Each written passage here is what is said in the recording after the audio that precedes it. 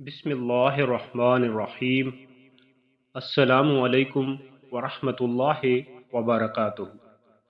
محترم ناظرین کرام، سعودی عرب میں ایک لڑکی کی شادی تھی۔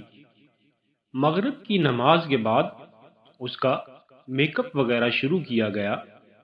دلہن کی خوب تیاری اور بناؤ سنگھار کیا گیا، جیسا کہ عام طور پر ہر دلہن کو تیار کیا جاتا ہے۔ جو ہی دلہن کی تیاری مکمل ہو چکی تو عشاء کی اذان کی آواز آئی۔ اس لڑکی نے اذان سنی۔ اس نے سوچا کیوں نہ رخصتی سے پہلے عشاء کی نماز پڑھ لی جائے۔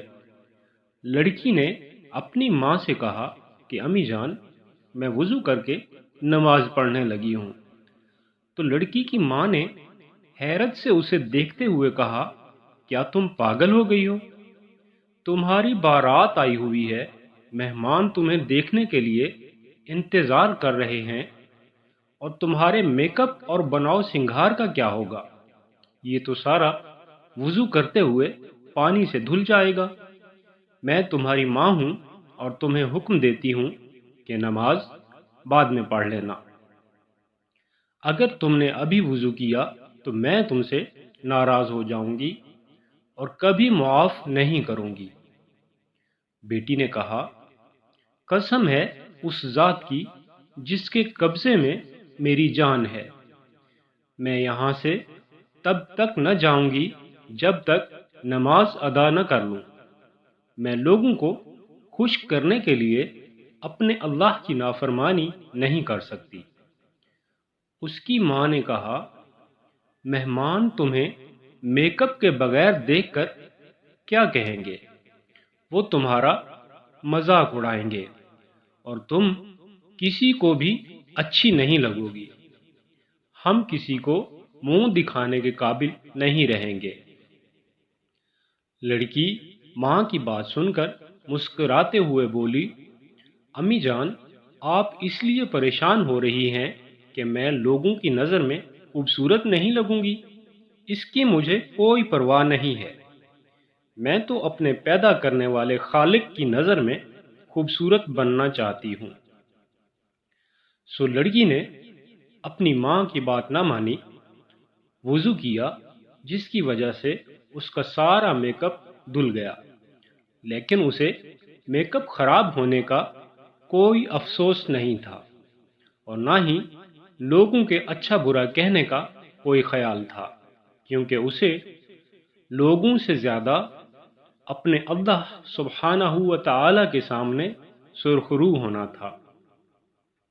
ناظرین کرام، اس نے نماز شروع کی، اور جو ہی نماز شروع کی اور حالت سجدہ میں گئی تو حالت سجدہ میں وہ لطف پایا جو بہت کم لوگوں کو نصیب ہوتا ہے۔ اسے تو پتہ بھی نہیں تھا کہ یہ سجدہ اس کی زندگی کا آخری سجدہ ہوگا۔ جی ہاں میرے محترم ناظرین کرام، وہ لڑکی سجدہ کی حالت میں اپنے خالق حقیقی سے جا ملی۔ اس کی روح پرواز کر گئی۔ کیا خوبصورت اور عظیم اختتام تھا۔ وہ اللہ تعالیٰ کا قرب حاصل کرنا چاہتی تھی۔ اللہ عز و جل نے اسے حالت سجدہ میں اپنے قریب کیا، بلکہ ہمیشہ کے لیے اپنا ایسا قرب عطا فرمایا جو یقیناً ہر مسلمان کی خواہش ہوتی ہے۔ سجدہ کی حالت میں اللہ تعالیٰ اپنے مسلمان بندے سے بہت قریب ہوتا ہے۔ ذرا سوچیں کہ اگر ہم میں سے کوئی اس لڑکی کی جگہ ہوتا تو کیا کرتا؟ میں نہایت معذرت کے ساتھ کہوں گا، یقیناً نماز کو ہی چھوڑ دیا جاتا، جبکہ زندگی کا ایک لمحے کا بھی کوئی بھروسہ نہیں ہے۔ میں اپنی ماؤں اور بہنوں سے ہاتھ جوڑ کر التجا کرتا ہوں، خدا را نماز کو اپنی زندگی کا لازم و ملزوم حصہ بنا لیں، کیونکہ ایک عورت کی اچھی تربیت ایک اچھا خاندان پیدا کرتی ہے۔ اکثر بہنیں میسج کرتی ہیں کہ کوئی وظیفہ بتائیں کہ اولاد فرما بردار ہو جائے۔ تو میری بہنوں، نماز کی پابندی کریں اور قرآن پاک کی تلاوت کیا کریں۔ پرانے زمانے کی ہماری بزرگ مسلمان خواتین جب اپنے بچوں کو دودھ پلاتی تھیں تو ساتھ ہی ساتھ قرآن پاک کی تلاوت کیا کرتی تھی، جبکہ آج کل بہنیں بچے کو دودھ پلاتے وقت ٹی وی ڈرامے دیکھ رہی ہوتی ہیں یا پھر میوزک سن رہی ہوتی ہیں۔ جب ہم اپنے بچوں کی پرورش اور تربیت اسلام کے احکامات کے خلاف ورزی کرتے ہوئے کریں گے تو ہماری اولادیں کس طرح سے والدین کی فرما بردار ہوں گی؟ سوچئے گا ضرور۔ اس لیے ہمیں اپنے بچوں کی پرورش اور تعلیم و تربیت شروع سے ہی دینی ماحول میں کرنی چاہیے تاکہ ایک اسلامی معاشرہ تشکیل پا سکے۔ محترم ناظرین کرام، چینل کو سبسکرائب ضرور کر دیں تاکہ آپ آئندہ بھی ایسی اصلاحی ویڈیوز دیکھتے رہیں۔